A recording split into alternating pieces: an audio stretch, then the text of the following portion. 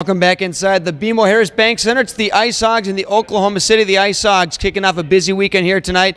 We're here with IceHogs head coach Ted Dent, and nice to be back home. It seems like forever since the team's been on the ice for a game, let alone here at home, but it's been almost 2 weeks since the last home game. Yeah, it seems like we've been in Charlotte for extended periods, 2 times in a row in 2 weeks. But yeah, it's good to be at home and practice here all week and ready to go. Yeah, and you know, it's we could kind of rehash quickly on the game last Saturday in Charlotte. It seems like it was eons ago, but again, a game that the team lately, I think it's 5 out of the last 6, has scored the first goal. The team in the first something like 20 games scored the first goal just 5 times. So it's a trend you guys have reversed. And going back to Saturday again, jumping out to the early lead, Garrett Ross getting that nice goal set up by Nordstrom. Just a good way to start out the hockey game. Yeah, no doubt. Anytime you can get the first goal, and like the numbers and the stats indicate, you know, we've always gotten points when we've scored the first goal of the game. So it's not something we stress to the guys and put too much importance on it, because we don't want to get them all uptight in the first period. But it does help for sure. Now, the nature of the American Hockey League schedule here this season, very spread out. And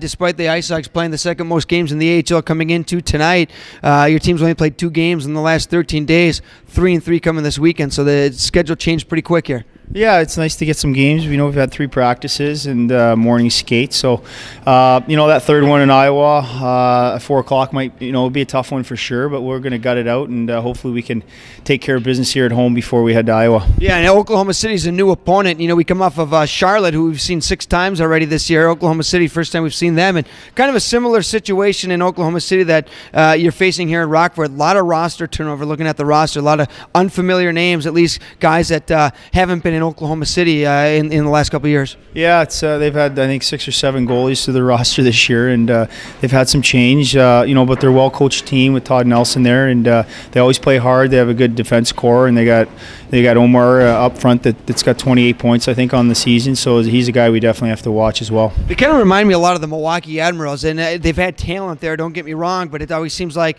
you look at Oklahoma City's roster and you kind of look and you're like, oh, okay, but then you see them play, and everyone seems to be clicking pretty well. Yeah, they're, you know, they've always had a good PK. They're very aggressive. I think they're running at 83-84% this year. So that's an area where we have to, you know, be good at tonight as a special teams, and we just have to play our game and play a good 60 minutes. Yeah, and it seems with getting back to the IceHogs, it seems like things with the lines have been pretty fluid here as well lately. It seems like guys have been clicking, and you know, I know it's an ebb and flow, especially with the changes in the locker room. But you know, it seems like you've been able to find some good combinations. Yeah, you know, with Peary back and Nordy on the right side there with them, that's a good combination of obviously with Peary's skill and offense, and then Nordy's very responsible defensively, so he complements that line very well. And then you know, McNeil and Alex Broadhurst are paired together. They're center and right wing, and they've been doing pretty good together. And then, you know, we just have to get as many guys going on the same night, and when we do that, we seem to be okay. And again, the rookies, you know, you're getting that again, I hate to use the word secondary scoring because it means maybe it's not expected, but guys like Garrett Ross, Mark McNeil, guys like that are still chipping in here, so that really helps with the balance too, right? Yeah, for sure. We got to contribute with 18 skaters. You know, we can't just rely on guys like Peary. You know, Terry Broadhurst's been chipping in, which is great. You know, it'd be nice to see our fourth line get a few, because they really haven't hit the scoreboard maybe all year for some of them, but anytime you can get some secondary and third options there for scoring, it's great.